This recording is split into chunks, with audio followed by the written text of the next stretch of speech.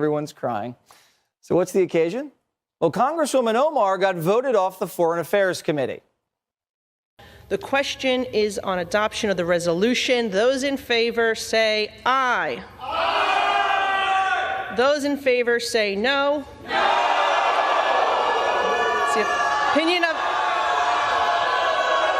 It's the opinion of the chair that the ayes have it and the resolution is agreed to. And without objection, the motion to reconsider is laid on the table. Does that remind you of anything?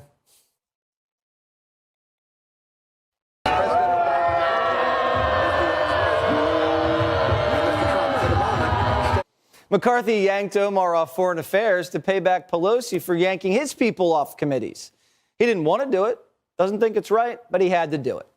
You can't let Democrats boot your boys off committees and turn the other cheek. What's good for the goose is good for the gander. Consistency. There is nothing consistent with the Republican Party's continued attack except for the racism and incitement of violence against women of color. In a town where we have a lot of people who are refugees who have come, some from Somalia, some from Bosnia, I've never heard one of them say that America's a terrible place or be unappreciative of our country. Most of them are thankful. I've met people who've come here from behind the Iron Curtain that got away from communism. They're some of the best Americans we have because they really appreciate how great our country is. And then I hear Representative Omar say, oh, America's a terrible place. I thought there'd be justice, and there's no justice here. And it's like, well, she came here, and we fed her, we clothed her, she got welfare, she got school, she got health care. And then, lo and behold, she has the honor of actually winning a seat in Congress, and she says we're a terrible country. I think that's about as ungrateful as you can get. And so while I'm not saying we forcibly send her anywhere, I'm willing to contribute to buy her a ticket to go visit Somalia. And I think she could look and maybe learn a little bit about the disaster that is Somalia, that has no capitalism, has no God-given rights guaranteed in a constitution, and has about 7 different tribes that have been fighting each other for the last 40 years. And then maybe after she's visited Somalia for a while, she might come back and appreciate America. Good morning, everybody. Steve Drazkowski, State Representative from Mazeppa. Today we are asking the Federal Internal Revenue Service and the Minnesota Department of Revenue to review the tax filings of U.S. Representative Ilhan Omar on several grounds. I am joined by 9 Minnesota State Representatives in making these requests, and I think there's 6 here today. These representatives include Glenn Gruenhagen of Glencoe, Eric Lucero of Dayton, Shane Mecklin of Clear Lake, Tim Miller of Princeburg, Linda Runbeck of Circle Pines, Cal Barr of East Bethel, John Poston of Lakeshore, Dwayne Quam of Byron, and Jeremy Munson of Lake Crystal. We are making this request on 3 direct grounds. First, Representative Omar improperly and deliberately filed for a tax status for which she was not qualified, an illegal action in both federal and state law. The Minnesota Campaign Finance Board found on June 6th of this year that she illegally used campaign funds to pay a law firm to review her tax records. The Campaign Finance Board exposed crystal clear probable cause for a tax fraud or tax evasion investigation when they discovered that Representative Omar filed as married and filing jointly with Mr. Ahmad Hersey in 2014 and 2015.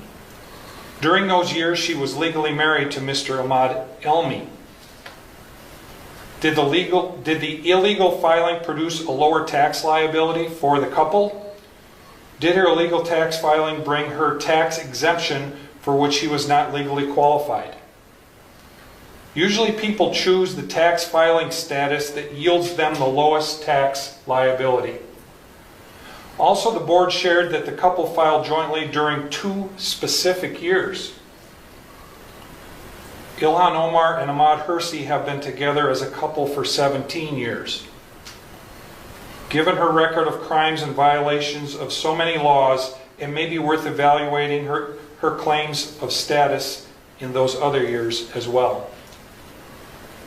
Second, Representative Omar lived together simultaneously with her first and second husbands at the same addresses in Minnesota and North Dakota in 2009 through 2011.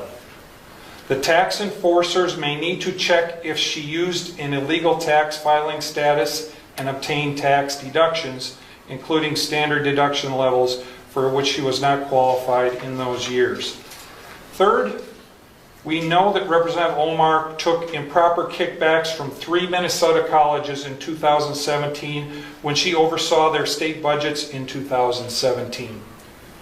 Under campaign pressure, she returned those kickbacks in 2018. It is worth checking to see if she reported the kickbacks as income in 2017 or deducted the paybacks as expenses in 2018. 5 grounds for an investigation include corruption in public office and tax evasions on grounds of illegal filing status, improper deductions, concealed income from kickbacks, and improper claims for expenses. We are also aware of Representative Omar's pattern of improper conduct. She has been fined by the Campaign Finance Board for diverting campaign funds for an unpermitted political trip to Orlando. She has been directed to pay back her expenses for uncovered political trips to Boston, New York, Philadelphia, Chicago, Florida, and Washington, D.C. She has been punished for conversion of campaign funds to pay for personal legal and accounting services. She has flouted laws regarding the filing of her personal financial data in a way that distorted the political campaign process. On June 25th, I asked my Congresswoman Angie Craig to launch an investigation into these improprieties. That went nowhere. She said, do it yourself. So on July 23rd, I asked the U.S. House Ethics Committee to investigate Representative Omar. That request is currently being reviewed by the Office of Congressional Ethics. On that same day, I launched OmarTruth.com in an effort to rally Minnesotans and Americans to help bring political pressure to bring about a congressional investigation.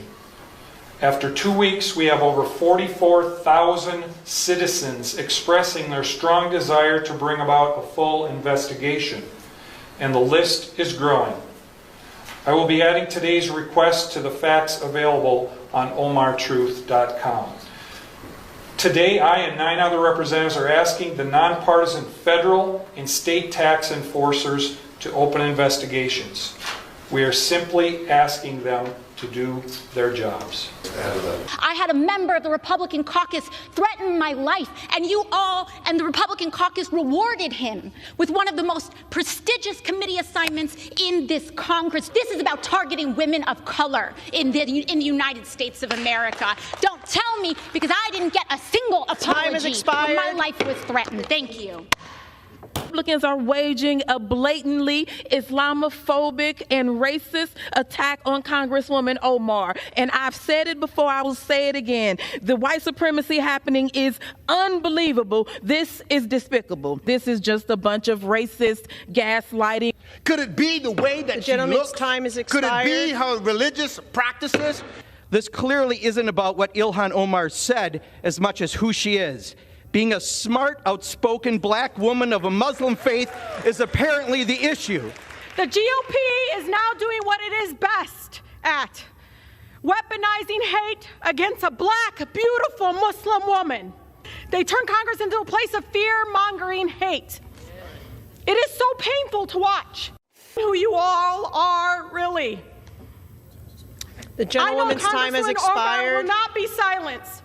The gentlewoman's time has expired. To Congressman Omar, I am gentlewoman's so time sorry, has sis, expired. that our country is failing you today through this chamber.